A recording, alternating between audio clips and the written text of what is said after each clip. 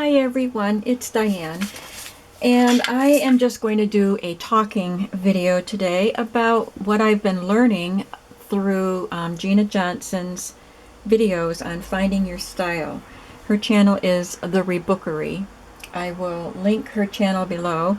I am not going to try to tell you everything that she said. That's part of her lesson, or yeah, she calls them lessons because she's a teacher. So anyway, I'm not going to try to teach you what Gina is teaching me. I'm just going to tell you what I'm learning from Gina. I think I have 4 or 5 episodes worth right here, and hopefully I'm going to be working on at least the 5th episode today. And I know I'm behind. I got so busy I couldn't keep up. So I spent the last few evenings kind of working on my assignments from her videos. So anyway, the first episode or lesson, she told us to gather just a bunch of papers that are very eclectic and are not valuable or precious or pretty. Just grab stuff. So I have this Sam's Club booklet thing that came in the mail. Just a piece of parchment paper. This also came in the mail. Composition book paper. There's a pink envelope, and I have several of these large manila envelopes. Scrapbook paper. This is something I actually started collaging on. Just a bunch of different things. Cookbook paper, music paper. These came out of a book about stenciling. Garden book, graph paper. This came out of a journal. This came out of a book. Really pretty. It might be too pretty and precious for this. Map page, map index page, a children's dictionary, just various large book pages. They don't have to be large. She said get all different sizes of papers. So I've got quite a collection here. I'm not exactly sure what we're going to do with these. This was a good size envelope from Dish Network. So I have that. Some things that didn't print right because the color, I was running out of ink. Calendar page. Book jacket. This is a pretty sack. Computer paper, old style computer paper. Wallpaper. This is flyleaf from a large book, and then this is just a piece of cardstock. So that's my paper that I gathered for the first episode. So in the second episode, she wanted us to take one of these papers, so I took one of these long green ones that I have, and wanted us to talk about our what do you call it, evolution of crafting or journaling or whatever. So I've done lots and lots and lots of different crafts, but I focused on the journaling type of crafts, paper crafts. I didn't focus on, I used to do stuff with dried flowers. I used to sew a lot of stuff, but I focused on this, on just the journaling and paper craft type of things. So to start out with, we were just supposed to do a timeline of how our crafting evolved. And then to color code it, you were supposed to ask why. Why did you do these particular things? And then in a different color, write down how did it make you feel. So in doing this, it made me remember things that I had forgotten about. And to actually think about the why and how did it make me feel was something that I hadn't done before. So I started out with, as a young girl, I remember having a little diary, the kind that had the little lock on it. I don't know what I wrote in that diary. I remember having a diary, and I do remember saving, back then you used to get the chocolate Easter egg, the little, like a Hershey chocolate Easter egg with foil wrapped on it. Now they're just solid foils, but back then they were pretty and patterned and looked like a really fancy Easter egg. And I was so intrigued by those pretty foil papers that I remember removing them carefully and smoothing them out and then gluing them into my diary. That's all I remember about keeping that diary. And when I was a little bit older than that, adolescent, I had a friend who suggested that we keep a diary, but that we make it like we're writing a letter to our pet. So my tablet, I just used tablet paper, and my tablet was called Dear Muffin because I had a cat named Muffin. And I actually glued pictures from magazines in on this tablet. Kathy and I did, my friend and I. We wrote to our diaries, and then we glued pictures in just for decoration. So even back then, I liked to do things like that, to add things into my journals. After that, well, I did love to draw, and I did a lot of drawing when I was a teenager, and I had books on how to draw, and I had charcoals and different pencils and things, and colored pencils. So I always loved art. And as I got older, I did start to keep journals, like just plain old journals, the kind of journals that you would buy, and I just wrote in them. I didn't put anything in them, no pictures or anything, I just wrote in them. And I didn't write daily, but I wrote.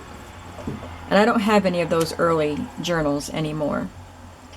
And there were years that I didn't write. I think it was when my kids were, brand new and little and just took up all my time. I didn't write in journals. But I did keep photo albums. I've always been one for taking a lot of pictures and putting them in albums. And there were years when I didn't keep up with the albums, but I still had a lot of pictures. And so I spent great amounts of time sorting pictures when I had time and started putting them all into. It was a big project, sorting the pictures, trying to figure out what year they were, because I'm very big on getting things in order. That's the way my mind thinks, and it drove me nuts because I know I didn't get them all right, but I did get them all in albums. And then I started stamping.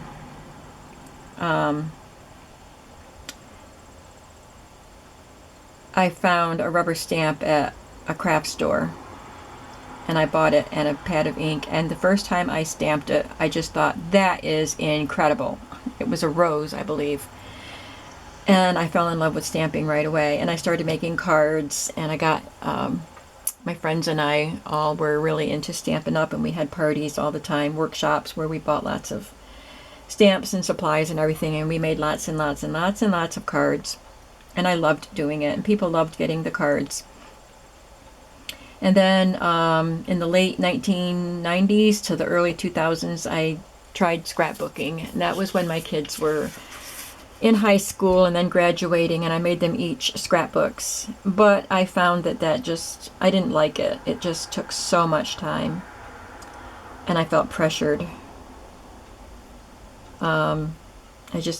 I don't know, it was just something that I felt like I had to do, but I didn't have time to do it. So then I moved from that to having photo albums that had place for the photo, and then right here was a little place with lines that you could write something about the photo. So now all my photo albums are like that. Since I started that, those are the only ones that I buy. So I can put the photo in, write something about it, boom, I'm done. So I get to keep the memory, I get to document, but it doesn't take so much time. And then in the 2000s, somewhere in the 2000s, I discovered the Bind It All, Smashbooks, Pinterest, and YouTube. It all kind of seems like it all was jumbled up together. So I don't have a specific timeline for all of that. I do remember seeing the Bind It All. I think Judy, my daughter, introduced me to Pinterest, and I was looking at Pinterest, looking at paper crafts, and I saw the Bind It All and what people were making with it. And I knew I had to have a Bind It All. Now, some of this stuff I've talked about on a recent video where people had asked me how I became a journal maker. So some of this is repetitive, but there's more to it than what I put in that video. So I was so excited in this period. I was so excited to discover this new world of the social media, the YouTube, the Pinterest, the Facebook groups. All of this came pell-mell, one right after the other, in my discoveries. And I was very excited, and I was very consumed by it, and I was learning new things, and I just loved it. It combined my love of books, creating, documenting, because I've been known as the family documentarian because I always take the pictures and put them in albums and stuff. And during this time, I also learned about, well, Smashbooks first. I've talked about Smashbooks in a previous video, but this is one of the Smashbooks that I created with my Bind It All and actually used. So it's got lots of pictures in it and lots of memorabilia in it. This was a trip to Niagara. So, and I made a lot of Smashbooks and filled up quite a few of them. Oh, I'm sorry. My window is open. It's such a pleasant day outside, and a very loud motorcycle just went by. So I was really into Smashbooks for a while. And then I tried mini albums. I didn't bring my mini album in with me. I saw mini albums on YouTube, and so I tried them. And they were very pretty, and I liked them. I like the one that I made. I made a couple of them. I made Halloween ones and sold them actually at a little store. But I decided they're not my thing. So I moved away from mini albums and I morphed into junk journals. And I loved using various papers and junk items in my journals, and I was still using the Bind It All. So this is one of my first junk journals, and I just did a collage on the front. I've really been interested in collage since the beginning. So this is just, and I used it as a journal. I wrote in it as my journal. May 2013 is when I made this, so that was 6 years ago. So you can see it's all written in, it's got pictures added to it. This is a really fun journal to look at. The junk journals, I could have a regular store-bought journal, depending on the size of it, of course, last me for close to a year. These do not. So they're very space consumptive. They take up a lot of space, and I use more of them. So that is something I've wondered about with junk journals, if it's worth it to keep taking up that much room. This is another one from 2013 with collage on the front, and I used old book covers from the library, ones that they sold. I didn't steal them from the library. This has a lot of writing in it also. And then I learned how to do a one signature 3-hole pamphlet stitch. So I was really excited when I made these. I think this was one of my first ones. It's got the kids wrote in it. But I just used this for making lists and things. And so these were really fun for me to make, and I was so excited that I actually sewed a book together. I want to go back and talk about, just backtrack and talk about the whys and the feelings. Why did I keep a diary when I was a little girl? Well, I think it was because somebody bought it for me, and I knew that my grandmother kept a diary, and I actually have one of her diaries. I wish I brought that in here with me to show you. It's ancient. It was, it's ancient because it was, I was a little girl. I was allowed, after she died, I was allowed to choose one of her diaries, and I chose one. I forgot, I think I was 5 years old, but it spans 5 years. It was a book about this big, and it had just a little space for each day. And you would write on that, and then turn the page and write on it. And then the next year, you'd go start all over again and write on the next little. So it was 5 years, all on one little page. So she basically used a lot of initials. So I had to decipher, you know, B meant my grandfather, and K meant my father, and D was me. Because I went to August 13th, and she wrote about D's birthday. So that was pretty cool. So that's another reason I did it, because my grandmother did, and somebody bought me this diary so I could do it too. And just to document, I remember somebody, I think it was my grandmother, said, any life is worth recording, or something like that. So that always stuck with me. For the Dear Muffin on the tablet, that was my friend Kathy's idea, and it was fun. I did enjoy that, and it was something that we shared. I don't think we read each other's pages, but it was something we did. We did it on our own, but we were both doing it, so that was something that we shared.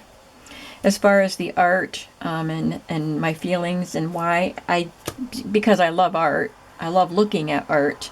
I'm not especially good at it, but I love art, and I felt special because I would draw in school and people, my friends, liked what I drew. It just made me feel like that was something special that I could do. The journals that I kept as a young woman, again, it was to document, to record my life. I felt compelled to journal, like my day wasn't complete unless I wrote about it. Photo albums, again, it's just a way to document life. I feel like it's important to keep these memories. The stamping. I loved to rubber stamp, and it was a way to make small pieces of art doing those cards. The scrapbooking, I felt like that was a fad. Everybody did scrapbooking, and I love photos, and I liked stamping, so why not put everything together into documenting? And as far as how it made me feel, like I said, I felt pressured, and it was too time consuming. When I discovered the albums that had the lines, I can still document and remember the story behind the photo, but I felt released from scrapbooking. That was a big relief for me. And I talked about my excitement and how I felt consumed about the discoveries of the Bind It All and the Smash books and junk journaling. All of this stuff combines my loves: books, creating, and documenting. I discovered art journals somewhere around in here, and I was fascinated by them, and for a long time I did not do one because I didn't really know, I didn't think I was good enough to do an art journal, and I thought it might be just a waste of time just to do an art journal. For what purpose? But when I did start doing one, I don't have the one here that I actually completed. I'm not sure where it is. But I did some pages, like I just copied pages when I was trying to even figure out what's my style, how do I do it. So I would see pages in magazines and try to copy what they did, just to try to discover my own style. So there's lots of different styles in this book. Some I enjoyed doing, and some I didn't really like the results of. And they have all different, this has scrapbook paper glued on, and some molding paste there, handwriting, a picture that I drew and colored in with colored pencils, quotes, and of course there's not gesso, but a matte medium over it, and so the page, maybe it's a gloss medium, and the pages are sticking together. But there's a lot of collaging on them too. So I did have fun doing this. I just didn't know what to journal about. I did a lot of scripture journaling, like this one has a Bible verse on it, and that one does. And then I started I discovered Diane Fago and how she used collages, magazine images, ladies, and she did use a lot of clocks and jewelry and roses, so she actually has a ring around her waist and some clocks, and I loved her style. And then she would put a quote on it. So instead of trying to draw, this is actually a drawing that I did back in high school, I think, or as a young adult, and I cut it out and glued it in there. But then I started doing magazine cutouts, and I really had fun doing that. I felt that kind of released me too from trying to do too much, trying to be artistic, I guess, when I felt like I wasn't good enough. So these last pages have a lot of magazine. This one has song lyrics. It has several pages of a song that was meaningful to me, and this was after, a lot of these pages were after my husband passed away. This was I Would Give Everything I Own was the name of the song by Bread, and so I used, and that was from the 70s. Anyway, so those are my attempts at art journaling, and I did this book, and this was a full 28 or 30 days in September, and this was after my husband passed away, and I did a page a day, and it was very therapeutic. So I learned that doing art journaling isn't a waste of time. It's not for anybody but myself. It was just for me, but it was therapeutic because I cried while I did these. I used a lot of Bible verses, and I cried and I thought about him and everything. So that's when I learned what art journaling can do for you. So right along in here, I don't do a lot of art journaling, and I haven't done it for a while because I've been so busy with junk journals. Also right along in here, I've discovered flea markets, so I could use vintage items in my junk journals. So flea markets have become a big part of my life, as you know, if you see my channel. I'm continuing to document my life with the junk journals, but more creatively than with purchased journals. I discovered in social media journal kits. When I joined Junk Journal Junkies, and then I started doing swaps. This was one of the first swaps that I did. I made two. They were supposed to be vintage lady journals, and I made two of them so I could keep one. And this book doesn't have any digital kits in it. There's vintage stuff, there's book pages. These are printed, but they weren't digital kits. They were just things I found on Pinterest, I think. So various pages, scrapbook papers. I made the embellishments. I just sewed all of these pieces together and made it into a pocket. And this is what I thought. I mean, everybody has their own interpretation of junk journals, and this was my interpretation of a junk journal. But then I realized that in doing these swaps that most people used digital kits in their swaps, and I had never used a digital kit. So I thought in order to be in a swap, which I loved doing that, in order to do that, I had to use digital kits, or the recipient was going to be disappointed in the journal that they got. So I started experimenting with digital kits. And I noticed that most of the swaps had themes, and I thought a junk journal was just you throw stuff in. So then I learned to do a themed journal and with digital kits. And then with the digital kits, in my mind, the junky stuff didn't seem to fit with the pretty digital kits. So I kind of stopped using the junk mail and old stuff. I did start a YouTube channel so I could show the things that I was making, which was really, really fun.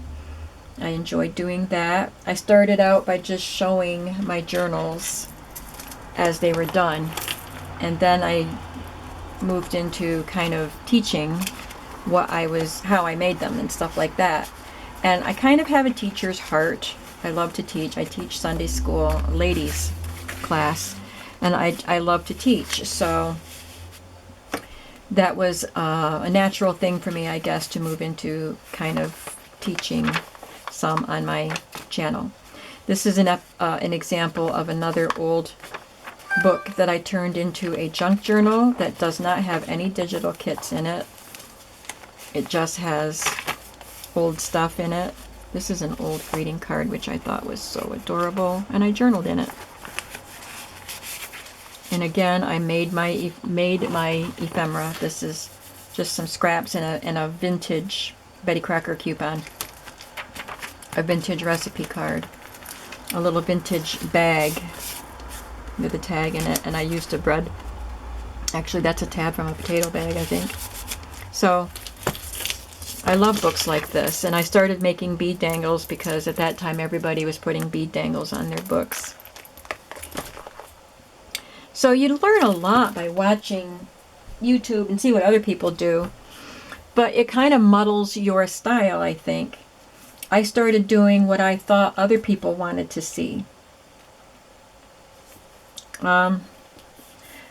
Why did I do junk journaling? Well, because I enjoyed showing other people what I made, and I liked showing them how I did it. Mostly it's because it's a sharing community. I'm sorry, but all of a sudden I'm itching. My throat and my ear are itching like crazy. The people around me might appreciate the journals that I made, but they don't get it. They don't get my excitement over junk journals and vintage stuff and art journals. They certainly didn't get the art journals, and I didn't really share them anyway. But I love being able to share what I made online and getting feedback from people who did get it. And it satisfied my teacher's heart to do that. I started incorporating fabric and laces into journals. And I love fabric. I started out sewing as a crafter. So it allowed me to incorporate two things that I love together, paper and fabric. I really wanted to be invited onto a design team. I thought that would increase my credibility or something. Like it would make me feel like I was good at what I did if somebody wanted me to be on a design team. I started out by having to ask, how could I be on your design team? And so I was invited to join some of them. But I've come to decide that maybe being on a design team, although I enjoy it, maybe right now it's not really what I want to do. And also taking custom orders from people. I stopped doing that and felt very freed from doing what other people wanted me to do. But doing design team, you get to choose your themes more, but I'm still on 2 design teams, and I'm going to complete my obligation with them. And I love the digitals. I am not going to quit using digitals. I love them, and I have a lot of digital kits that I purchased that I haven't even used yet. So I will continue to use them, but I really want to move back into things like this. Because when I look at this, I love it. I love all of this old stuff. And I have so many supplies to use. So I don't need to get any more digital kits or anything. I just need to use what I have. I've kind of jumped ahead to my conclusions from this process. What else do I want to say? I opened my Etsy store after my husband passed away. And that's been great because I was still creating, I wanted to keep creating journals, but I certainly didn't need that many journals. I wouldn't use that many journals. But I had to keep making them. I just had to keep making them because I had so many ideas and so many things I wanted to do, and I just kept making them. And because I had a pretty good following on my YouTube channel, then my Etsy store didn't take long before my Etsy store was really taking off, which was wonderful. So I am so glad I have my Etsy store. I still have that, and I love making journals for my Etsy store. But I bit off more than I could chew by going to all these flea markets and buying all this stuff to put in journals, and I spend an awful lot of time getting stuff ready to put in my shop that I didn't create. It's just stuff I got at flea markets, and I get it ready for my shop and I sell it. And so that's another thing I want to move away from is selling other items. I will still, when I find something that I want, I'll sell excess of it in my shop. If I come across a really good deal, I'll sell it in my shop. But I don't want that to be the main focus of my shop. I want to focus more on journals. I discovered collaging and glue books also, and I love, love, love that. It is so relaxing to me.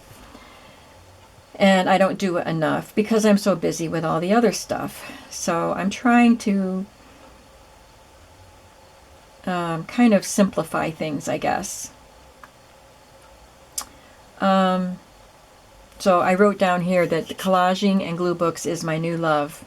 I get to use fabulous images, and it's relaxing and still artistic as I strive to create nice collages. I just grabbed my collage book, one of them that I've been working in. I haven't done it in a while, but I just like, there's no theme or anything. I just like to make the colors and the images look nice together. It's just very relaxing for me to do something like this.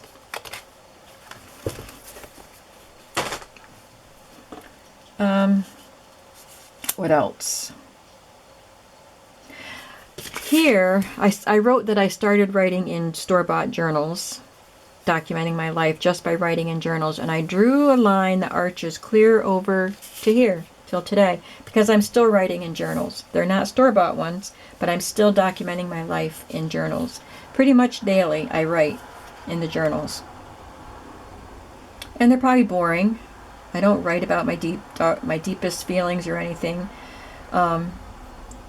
So I kind of question whether I should even do it, because what are my kids going to do with all of these books? Nobody's going to want to store all of these books that I have. But I don't feel like I should get rid of them either.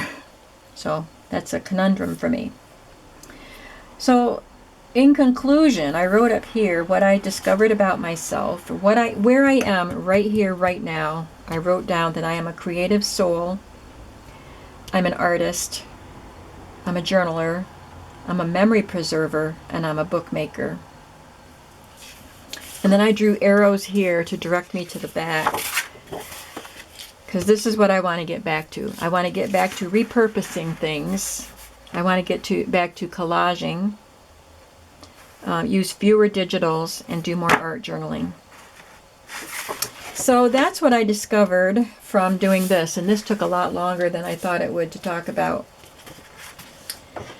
The next thing was always, sometimes, and never. We had to divide our page into those three things, and then just kind of look through some of our books. I'm not going to go into as much detail here, but these are things I almost always use in my books. And these are things I use sometimes. And these are things I never use, and you can put an asterisk by it if you want to, like embossed papers. Sometimes I do, so I kind of put it close to this edge. I don't use stickers. I put security envelopes here because I never use them, but I want to. I love them. And I put it over crossing the line because once in a while I have used them. Die cuts I want to use. I have a Big Shot, and I can do embossing papers and die cuts with that, but I just need to do it. Chipboard I don't use. Sometimes bead dangles, doilies, postcards, playing cards. I wrote down here deeper thoughts and feelings, because I don't do that. I kind of just write, this is what I did today, and this is who I spent time with, and all that. And I do write my feelings, but not as deep as I think I should go. So I put an asterisk there because that's something I want to work on. Magazine images. So these are the things I always use. Collage. I use collaging with paper and fabric, documentation, all kinds of stuff that I use. Vintage ephemera, an eclectic mix of papers. So that's what that was. And then we talked about fear. What holds us back in our creative process. So there were different types of kind of diagram things you could do. I opted for this kind of a wheel thing because I kind of separate. I have my journals for writing. I have my glue book. I have my collage book. I have my art journals. And so everything is kind of separated. So I have different feelings and fears about each one. So I kind of separated them, but they kind of all intertwined too. For art journaling, am I really an artist? Can I really reflect what I'm thinking and feeling? On YouTube, I have a lot of fears on YouTube. I feel vulnerable, like right now. And sometimes I feel like I'm talking too much. And sometimes I feel like I'm talking too little. Sometimes I feel like I'm not one of the cool kids on YouTube, and what can I do to be one of the cool kids? I am afraid of thumbs down or negative comments. I want to be popular. I have fears about my Etsy shop. What if nobody wants it? How much am I supposed to charge? Am I making enough profit? I price things to sell them, and then I think maybe I should have priced it more because I should have made a better profit on that. And how do I combine all of these? The journal, the art journal, the scrapbook, and the collage. I'd like to combine everything into one book. I'm afraid of criticism. I'm afraid of wasting time. I have a thin skin, so even a small criticism I take to heart. And is it taking over my life? Am I living my life, or am I just living to make this stuff? In creating journals, are they good enough? Do I embellish too much? Can I try something new? What would be the reaction if I tried something new? Is it my own style, or am I imitating someone else? Will anybody like them? What if I get a criticism? So those are my fears. So now what I'm supposed to do with this is to collage stuff over it and put the fears in the background, and just because I'm done with them. Those fears should not be a part of my creative life. So I need to be done with them and put just collage some stuff over them and get on with it. So that's my next step. Maybe I'll do that this evening and then move on to the next lesson. And I'm not sure when I'll be able to come back and share with you what I've done in the next lessons, but I am really enjoying this. I've learned a lot about myself and what direction I want to go in. I saw in my Smash books, my earlier things, that I loved to collage in my Smash books. There's a lot of collage here. Right here, lots of collage. And I love that. I love collaging. And now it's a big thing in junk journals. So I'm just very happy to be able to include that in my junk journals. So that's my style. Junk journaling is my style. Collaging in journals is my style. Using vintage items and fabrics and things is my style.